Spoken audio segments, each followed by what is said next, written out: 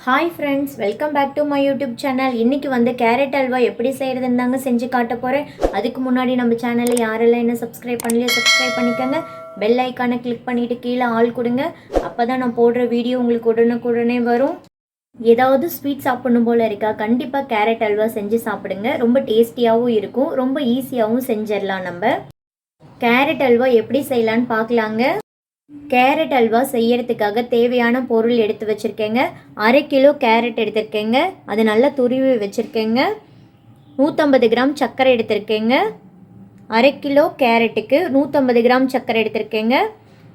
1 cup பால் எடுத்திருக்கேங்க. 1 cup பால்னா 200 ml பால் எடுத்திருக்கேங்க. நான் இன்னொரு 200 ml அளவுக்கு பால் எடுத்திருக்கேங்க. மொத்தமாக நம்ம 400 ml அளவுக்கு பால் ஊற்ற போகிறாங்க. 1/2 கிலோ கேரட்டுக்கு 400 ml அளவுக்கு பால் ஊற்றினா தாங்க நமக்கு கரெக்டாக இருக்கும். நெய் 1/2 கப் அளவுக்கு எடுத்திருக்கேங்க. 100 ml அளவுக்கு வருங்க நெய். நான் 1/2 கப்பில் எடுத்தது.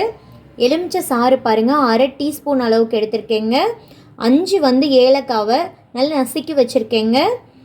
1 டீஸ்பூன் வந்து ரோஸ் வாட்டர் எடுத்திருக்கேங்க.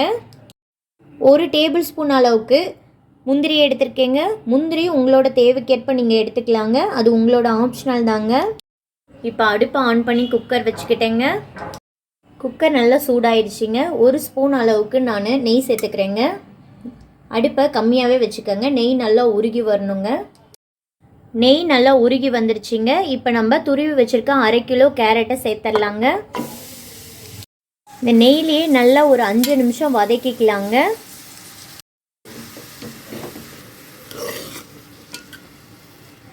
கேரட்டோட கலர் நல்லா சேஞ்ச் ஆகிற வரைக்கும் நல்லா வதக்கிக்கணுங்க. கேரட்டோட பச்சை மணம் போகிற வரைக்கும் நல்லா வதக்கிக்கணுங்க. கேரட் நல்லா சுருண்டு வரணுங்க. 5 நிமிஷம் நல்லா வதக்கியாச்சுங்க. கேரட்டோட பச்சை மணமும் போயிருச்சுங்க. கேரட் நல்லா சுருண்டு வந்துருச்சுங்க. இதுக்கு மேலே நம்ம பால் ஊற்றிக்கலாங்க.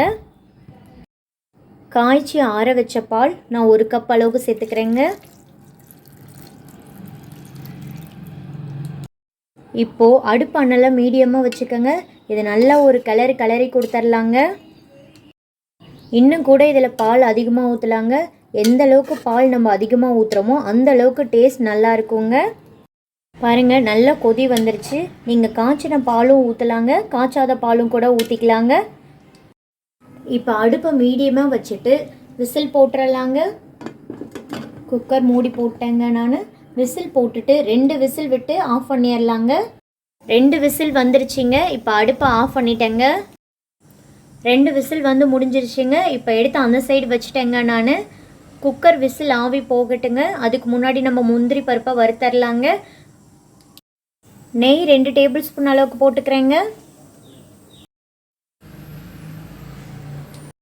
முந்திரி பருப்பு 1 டேபிள் ஸ்பூன் அளவுக்கு முதல்ல நம்ம எடுத்து வச்சுருந்தோங்க, அது சேர்த்துட்றேங்க. இது உடச்ச முந்திரி பருப்பு தாங்க. இப்போ இதை நல்லா வறுத்து எடுத்துக்கலாங்க. நீங்கள் இது கூடவே திராட்சை கூட போட்டுக்கலாங்க. நம்ம கேரட் துருவி வச்சதுலையே அதுலேயே ஒரு ஸ்வீட் தன்மை இருக்குங்க, அதனால நான் திராட்சை போட போகிறது இல்லைங்க. பாருங்கள், முந்திரி நல்லா வறுபட்டுருச்சுங்க. இப்போ இதை ஒரு பிளேட்டுக்கு மாற்றிடலாங்க. குக்கர் நல்லா ஆவி போயிடுச்சுங்க. இப்போ ஓப்பன் பண்ணி பார்த்துடலாங்க. இப்படி நல்லா மிக்ஸ் பண்ணி விட்டுடலாங்க.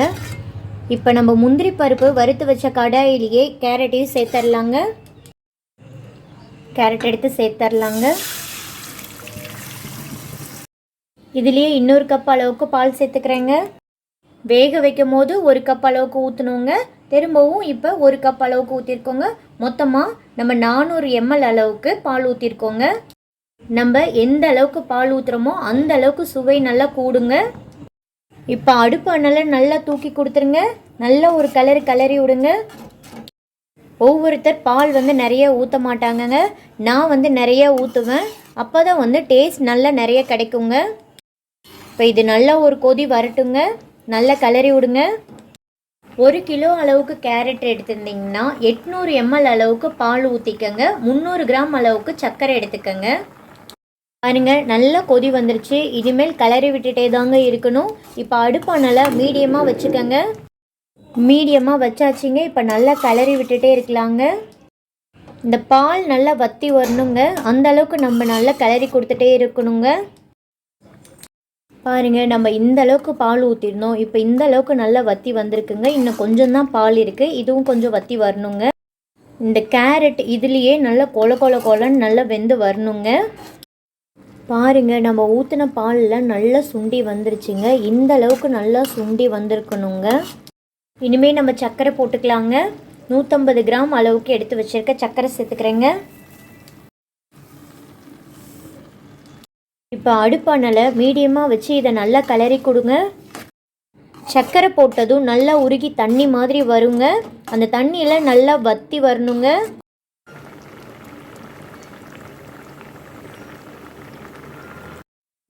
சர்க்கரை போட்டது ரொம்ப தண்ணி மாதிரி ஆயிடுச்சுன்னு பயந்துடாதீங்க. நல்லா வற்றி வரணுங்க. அடுப்போட அனலை கூடி குறைச்சி வச்சு இதை கிளறி விட்டுட்டே இருக்கணுங்க. ரொம்ப அதிகமாக வச்சாலும் மேலே தெரிச்சிரும்.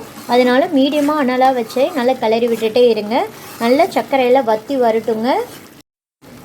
நீங்கள் விருப்பப்பட்டால் இதில் கொஞ்சமாக கேசரி பவுடர் கூட ஆட் பண்ணிக்கலாங்க கலருக்காக. நான் எந்த கலரும் ஃபுட் கலரும் ஆட் பண்ணலைங்க. நீங்கள் கேசரி பவுடர் சேர்த்துக்கிற மாதிரி இருந்தால் இந்த ஸ்டேஜில் நீங்கள் சேர்த்துக்கலாங்க. பாருங்கள், நல்லா வற்றி வந்துட்டே இருக்குது. இன்னும் கொஞ்சம் நல்லா வற்றி வரணுங்க. பாருங்கள், முன்னே இருந்ததை விட நல்லா வற்றி வந்துருச்சிங்க. இந்த ஸ்டேஜில் 1 டேபிள் ஸ்பூன் அளவுக்கு நெய் சேர்த்துக்கலாங்க. 1 டேபிள் ஸ்பூன் அளவுக்கு நெய் சேர்த்துக்கிறேங்க. நெய் கொஞ்சம் கொஞ்சமாக போட்டு கிளறி கொடுத்துட்டே இருக்கணுங்க. இப்போ இதை நல்லா கிளறி கொடுத்துர்லாங்க. கேரட் அல்வாவை பொறுத்த வரைக்கும் அதிகமாக நெய் தேவைப்படாதுங்க. ஏலக்காய் எடுத்து பொடி பண்ணி வச்சுருக்கேன் பாருங்கள், அதையும் நான் சேர்த்துக்கிறேங்க. அடிப்பிடிக்காமல் நல்லா கிளறி கொடுக்கணுங்க. பாத்திரம் நல்லா திக்காக இருந்துச்சுன்னா அடிப்பிடிக்காதுங்க. அடிகனமான பாத்திரமாக எடுத்துக்கங்க நீங்கள் செய்கிற மாதிரி இருந்துச்சுன்னா. ஏலக்காய் தூள் போட்டு நல்லா கிளறி கொடுத்ததுக்கப்புறம் 1 டீஸ்பூன் ரோஸ் வாட்டர் ஊற்றிக்கலாங்க. இது ஆப்ஷனல் தான். இது போடுறனால நல்ல கல்யாண வீட்டில் சாப்பிட்ற மாதிரி கேரட் அல்வா நமக்கு கிடைக்குங்க. ரோஸ் வாட்டர் ஊற்றுனதுக்கப்புறம் நல்ல வாசனை கிடைக்கிதுங்க. ஹோட்டல்லையும் கூட இந்த மாதிரி தாங்க செய்வாங்க. நல்ல ஒரு மணமாக இருக்குங்க. அடுப்பு அனலை இனிமேல் ஃபுல்லாக குறைச்சிக்கங்க. கம்மியான தீயிலேயே நல்லா கிளறி விட்டுட்டே இருக்கணுங்க. இறக்க போகிறதுக்கு 2 நிமிஷத்துக்கு முன்னாடி 1/2 டீஸ்பூன் அளவுக்கு லெமன் ஜூஸ் எடுத்து வச்சுருக்கேங்க. அதை சேர்த்துக்கிறேங்க. லெமன் ஜூஸ் ஊற்றுறனால நல்ல ஒரு டேஸ்ட் கொடுக்குங்க. நம்ம போட்டிருக்க சர்க்கரையை அப்படியே முழுசாக சர்க்கரையாக இல்லாமல் அல்வா பதத்துக்கு கிடைக்குங்க.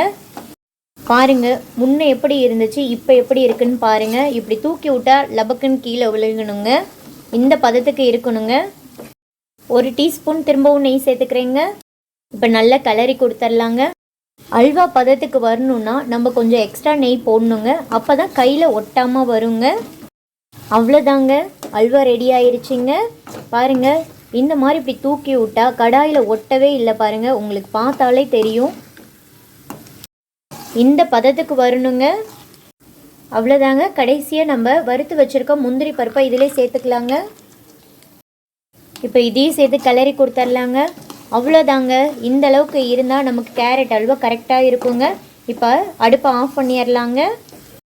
அடுப்பை ஆஃப் பண்ணிவிட்டு கேரட் அல்வாவை ஒரு பவுலுக்கு மாற்றிட்டேங்க. மேலே முந்திரி பருப்பு வைக்கிறேங்க.